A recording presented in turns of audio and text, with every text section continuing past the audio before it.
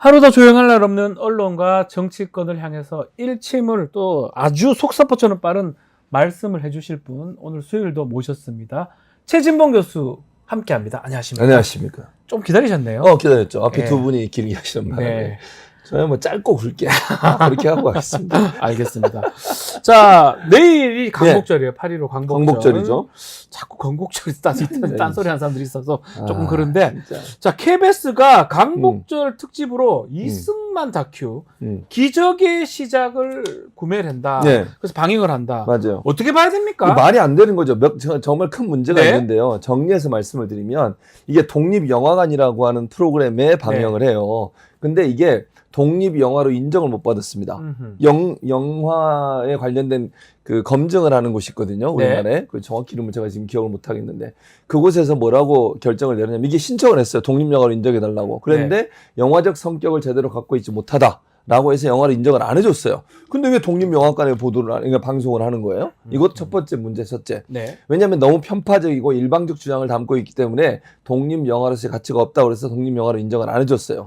두 번째는 영화 평가하는 곳에서 그랬다는 것이고요. 네. 두 번째, 이거 구매하는 금액을요, 2배를 줬어요. 돈 또 많이 줬네요. 돈을 많이 줬어요, 2배로. 평상시보다 2배로 더 줬어요. 예. 세 번째, 제작진이 반대를 했어요. 아하. 그러니까 본부장이나 간부급들이 자기가 편집을 했어요. 지가요? 네. 아, 죄송합니다. 자기가요? 예. 그러니까 보통은 제작진들이 네. 하잖아요. 그렇죠. 안 된다. 이런 영화를 어떻게 광복절 이것도 이승만이라고 하는 인물에 대해서 독재자라고 하는 이미지가 있고 네. 또 하나의 의미는 이게 양쪽 의견이 들어있는가 영화 내용 자체가 이거 다큐멘터리죠. 다큐멘터리 내용 자체가 한쪽 주장만 하고 있기 때문에 이건 너무 편파적이다. 네. 안 된다라고 제작진이 반대하니까 제작진들이 거부를 했어요. 그러니까 본부장급들이 와가지고 자기들이 편집해가지고 방송을 해. 예. 이것도 문제고. 그래서 이런 아하. 여러 가지 문제 때문에 기본적으로 광복절에 진정한 의미의 광복이 아니라 독립운동을 또 해야 되는 상황이 또 됐다. 이런 생각이 듭니다. 예. 자, 이게 문제가 좀 되는데 네. 이것도 같은 맥락 같아요. 저는 8.15 광복절을 건국절로 뭐 1948년 8월 거의 내가 역사를 잘못 빼앗나? 우리 애들들이 생각하나 이런 생각이 드는데 네. 같은 맥락 같은데요. 네. 윤석열 정부 들어서 계속 뉴라이트 그러니까 맞아요. 식민지 근대화론 이런 이상한 이상한 제가 생각은 그렇습니다. 김영석 교수 같은 네, 분들 이런 사람이 독립균형관장에 임명되는 거 어떻게 봐야 됩니까? 제가 볼 때는 역사를 왜곡하겠다는 것이고요. 친일 사상을 좀 더 공부하게 하려고 하는 생각이 아닌가. 하는. 친일을요? 친일. 저는 그렇게 보여요. 내일 광복절인데요. 그러니까요. 그러니까 더 화가 나는 거죠. 네. 광복절에 이승만을 찬양하는 이런 기적의 시작이라는 이런 이 다큐멘터리를 트는 게 말이 됩니까? 그러니까요. 아니 이게 일방적으로 이승만은 국민만 생각하는 청렴한 정치인으로 그려놨어요. 이 다큐멘터리에 보면. 이 청렴한 정치인이에요? 어떻게 물러난지 알잖아요. 하야 어떻게 했는지 알잖아요. 네. 국민들이 물러나라고 하니까 그래서 물러난 거 아닙니까? 그것도 어쩔 수 없이. 네. 그런 사람이 무슨 청렴하기 뭘 청렴해요? 4.4.5입이라고 말 들어봤죠. 4.4.5입이요. 그것도 했죠. 그러니까 이런 식으로 독재적인 성향을 갖고 있는 사람이기 때문에 국민들이 물러나라 해서 물러난 사람한테 청렴한.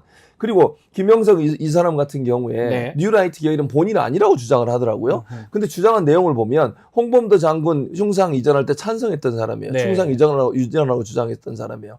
또 하나 뭐라고 했습니까? 백선엽 또는 뭐 안익태 이런 친일 인명사전에 올라 있는 사람들 이 사람들 재평가해야 된다고 그랬어요. 친일이 아닐 수도 있다고. 그러니까 독립균형관장이 될 사람이 저런 얘기를 전혀 아니죠. 그러니까 독립균형관은요.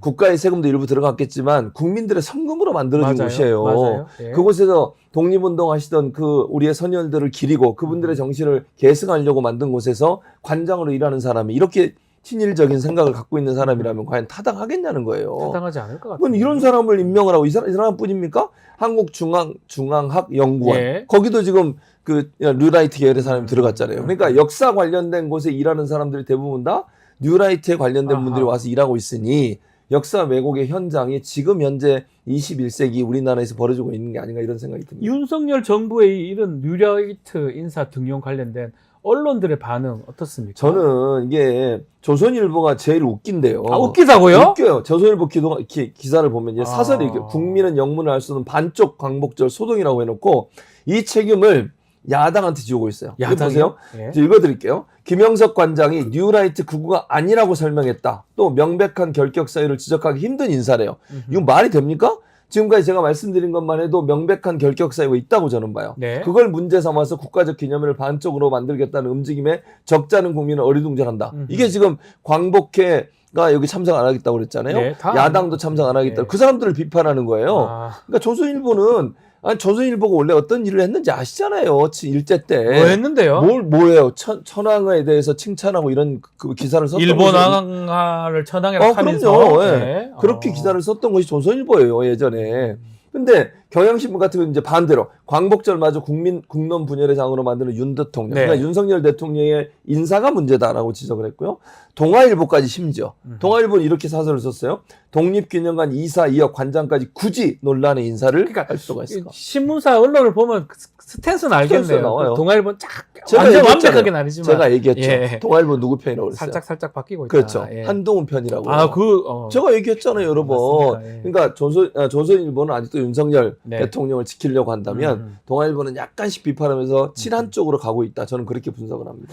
알겠습니다. 지금 보면 하여튼 언론에서도 이 부분 문제가 된다고 하던데, 야, 이렇게 역사하고 교육을 다루는 곳에 뉴라이트, 이 뉴라이트가 뭐 저는 그 생각하는 거는 뭐 자유라고 자기들 자유죠. 네, 뭐 생각하세요. 네, 일본이 맞아요. 좋고 그러면 일본 할 수 있지 뭐 사람, 자기들은. 뭐 근데 그런 어떤 직책을 만드는 그렇죠. 건 좀 다른 그게 거 문제인 아닌가요? 거죠. 그러니까 지금 말씀하신 것처럼 본인들이 학자로 활동하든 뭐 연구회를 만들든 마음대로 하세요. 그건 민간 영역에서 하는 네. 거잖아요.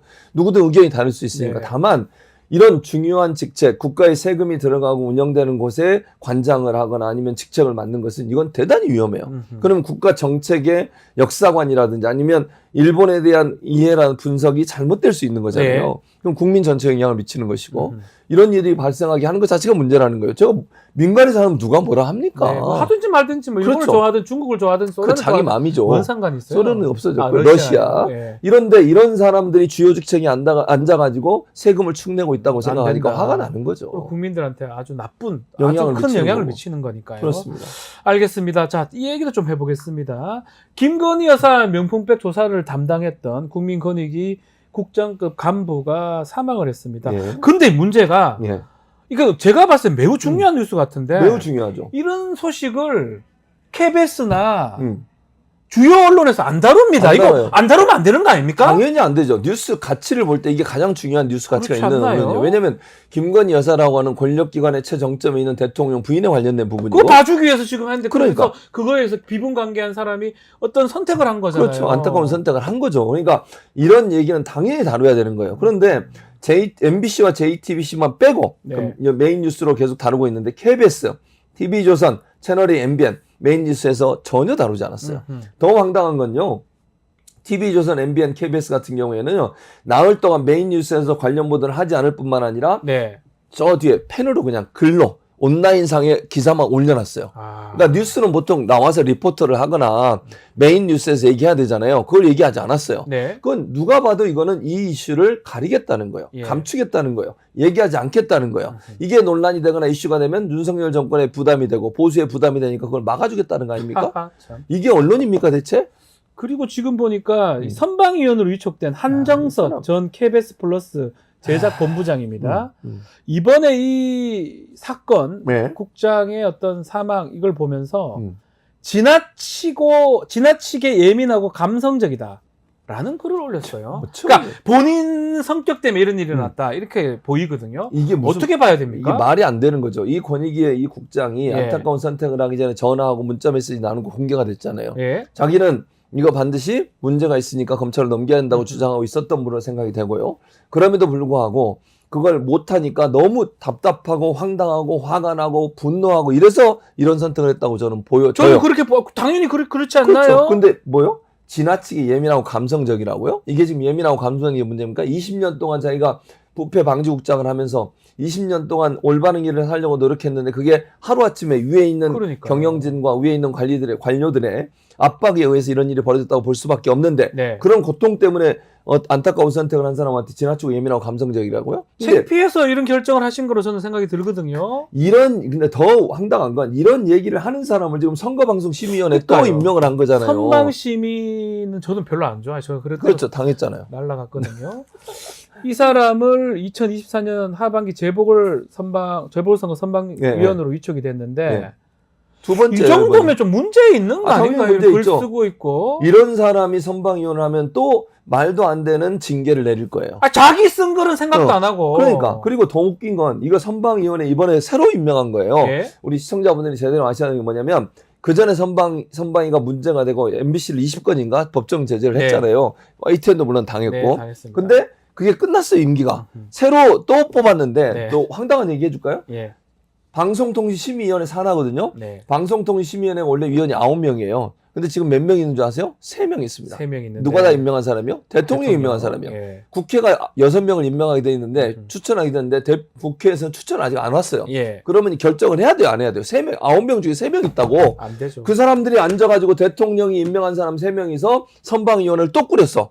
근데 예전에 선방위원 했던 사람을 또 데려왔어. 또 들어와서. 이게 뭐 하는 짓입니까? 보통은 선방위원회는 한 번 하고 나면 그 다음은 안 데려와요. 네. 좀 텀을 두고 오든지. 네. 그 전에 선방위에 위원장 했던 사람 또 데려왔습니다. 그 사람이 유일임의 지도교수라고 제가 말씀드렸죠. 네. 논문 지도교수라고. 그 사람 또 맞습니다. 데려왔어요. 예. 지난번에 해서 논란이 됐던 위원장을. 이게 지금 뭐 하는 행동입니까, 대체? 그리고 추천 단위도 보면 TV조선이 채널 A로 바뀌었을 뿐 추천 단위가 똑같아. 똑같아요. 그럼 비슷한 사람이 또 오지 않겠어요? 이거 유일임이 하는 행동이에요. 네. 똑같이 또 이렇게 해서 또 징계하겠다는 거지.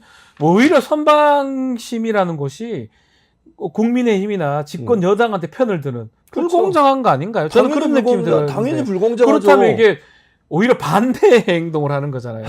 진짜 답답합니다. 알겠습니다. 이런 또 인사가 됐다는 거 얘기까지 하고 오늘은 예. 말씀 여기까지 듣도록 예. 하겠습니다. 최진봉 교수님과 함께했습니다. 감사합니다. 감사합니다.